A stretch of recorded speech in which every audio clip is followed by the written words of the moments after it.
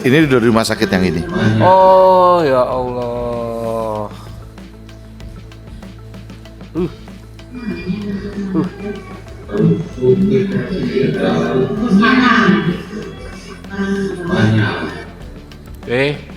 Habibur Rahman tutup muka lihat video detik-detik kematian Nizam. Komisi 3 Dewan Perwakilan Rakyat, DPR, menggelar rapat dengar pendapat dengan Kapolres Kabupaten Sukabumi dan keluarga almarhum Nizam Sapei, 12, beserta kuasa hukumnya di gedung DPR, Jakarta, Senin 2 Maret. Diketahui, NS diduga tewas karena menjadi korban penyiksaan oleh ibu tirinya berinisial yang TR di Sukabumi, Jawa Barat, baru-baru ini. Adapun agenda rapat ialah mendengarkan aspirasi masyarakat atas kasus kematian Nizam. Saat rapat, Komisi 3 memutar video detik-detik kematian Nizam atas seizin ibu korban. Ketua Komisi 3, Habibur Rahman terlihat sampai tidak kuat melihat menutup mukanya dan meminta video berhenti diputar. Coba yang nomor 3 nah itu. Ini di hari yang sama ya Pak Krisna ya? Kan tadi nggak ada begitu. Yang Itu di rumah sakit. Ini dari rumah sakit yang ini. Oh ya Allah.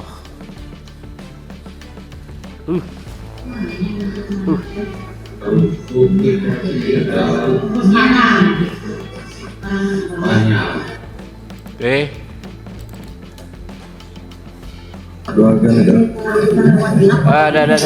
Nggak kuat ya? Ya, cukup ya. Siap.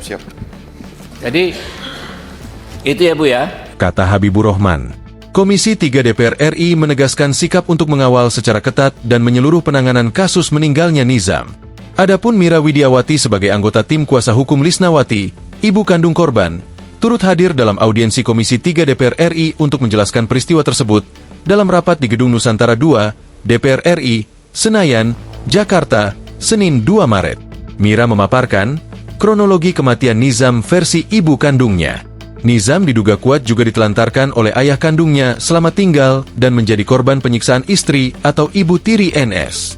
Dalam RDP dan RDPU bersama Kapolres Kabupaten Sukabumi, keluarga korban, dan kuasa hukum, Komisi 3 menyatakan proses hukum harus berjalan transparan, akuntabel, dan profesional.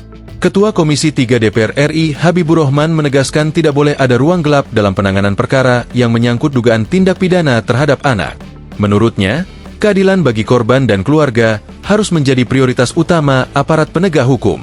Komisi 3 meminta seluruh proses penyelidikan dan penyidikan dilakukan secara terbuka dan sesuai ketentuan peraturan perundang-undangan. Tidak boleh ada yang ditutup-tutupi, tegas Habib dalam rapat dengar pendapat umum, RDPU, tersebut. Komisi 3 juga menekankan pentingnya pendalaman terhadap seluruh dugaan pelanggaran hukum, termasuk kemungkinan penerapan Undang-Undang Perlindungan Anak dan pasal-pasal dalam KUHP. Aparat diminta bekerja cermat dan menyampaikan perkembangan penanganan perkara secara jelas kepada publik agar tidak menimbulkan spekulasi. Selain itu, Komisi 3 mendorong jaminan perlindungan terhadap saksi dan pihak-pihak yang memberikan keterangan. Langkah ini dinilai krusial untuk memastikan proses hukum berlangsung tanpa intimidasi maupun tekanan. Dalam forum tersebut, keluarga almarhum dan kuasa hukumnya menyampaikan sejumlah perkembangan serta harapan agar perkara diusut tuntas.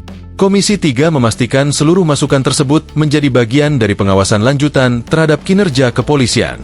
Politikus Gerindra itu menegaskan, Komisi 3 akan terus memantau dan meminta laporan berkala hingga perkara ini memperoleh kepastian hukum. Penegakan hukum harus berpihak pada keadilan, terutama ketika menyangkut hak dan keselamatan anak, terangnya.